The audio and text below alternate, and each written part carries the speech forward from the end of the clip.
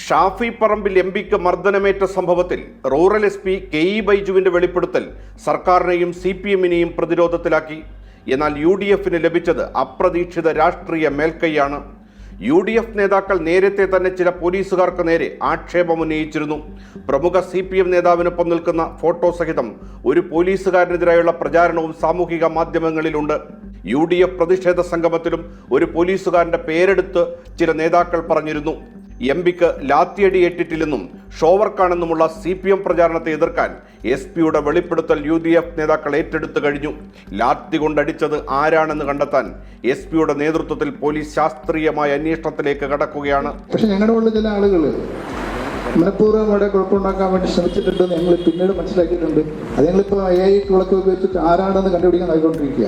വെള്ളിയാഴ്ച സംഘർഷം നടന്നതിന് പിന്നാലെ SP സ്ഥലം സന്ദർശിച്ചിരുന്നു. പേരാമ്പ്ര പോലീസ് സ്റ്റേഷനിലെത്തി പോലീസിന്റെ കയ്യിലുള്ളതും മാധ്യമങ്ങളിൽ വന്നതടക്കമുള്ള വീഡിയോകളെല്ലാം പരിശോധിച്ചു. രഹസ്യാന്വേഷണ വിഭാഗം അടക്കം സ്ഥലത്തുണ്ടായിരുന്ന പോലീസ് ഉദ്യോഗസ്ഥർ നൽകിയ വിവരങ്ങളും പരിശോധിച്ചു. രഹസ്യാന്വേഷണ വിഭാഗം DYSP തന്നെ സംഭവ ദിവസം മുഴുനീളം സ്ഥലത്തുണ്ടായിരുന്നതാണ്. ഇതിനുശേഷമാണ് ലാത്തി ചാർജിലല്ല എംപിക്ക് പരിക്കേറ്റതെന്ന ആദ്യ പ്രതികരണം SP നടത്തിയത്. ഇതിനു പിന്നാലെയാണ് എംപിക്ക് ലാത്തിയടിയേൽക്കുന്ന ദൃശ്യം പുറത്തുവരുന്നത്. ഇതോടെ തൊട്ടടുത്ത ദിവസം SP ആദ്യവാദം തിരുത്തി. രഹസ്യാന്വേഷണ വിഭാഗം നൽകിയ വിവരങ്ങൾ വരെ പൂർണ്ണമായില്ല.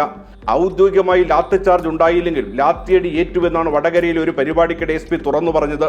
സംഭവിച്ച കാര്യത്തെപ്പറ്റി കൃത്യമായ വിവരം യഥാസമയം ലഭിക്കാത്തത് SP അടക്കമുള്ള ഉന്നത ഉദ്യോഗസ്ഥർ ഗൗരവത്തോടെ കാണുന്നതായാണ് സൂചന. ഇതിനിടെ സാമൂഹിക മാധ്യമങ്ങളിൽ ഷാഫിയുടെ സർജറി വ്യാജമാണെന്ന തരത്തിലാണ് ഇടത് സൈബർ ഹാൻഡിലുകളിൽ നിന്ന് നിരവധി പോസ്റ്റുകളും ട്രോളുകളുമായി വിമർശനം ഉന്നയിക്കുന്നത്. എന്നാൽ അടികൊണ്ടില്ലെന്ന് ആദ്യം പറഞ്ഞു. ദൃശ്യങ്ങൾ പുറത്തു വന്നപ്പോൾ ചോദിക്കുന്നത് തലക്ക് കൊണ്ടാൽ മൂക്കിൽ നിന്നെങ്ങനെ ചോര എന്നാണ്. മെഡിക്കൽ ബുള്ളറ്റിൻ വന്നപ്പോൾ പറഞ്ഞത് ഷേവ് ചെയ്യാതെ സർജറി വ്യാജമെന്നായി. ഒടുവിൽ UDF പ്രവർത്തകർ ബോംബെറിഞ്ഞു എന്നായിരിക്കുകയാണ്.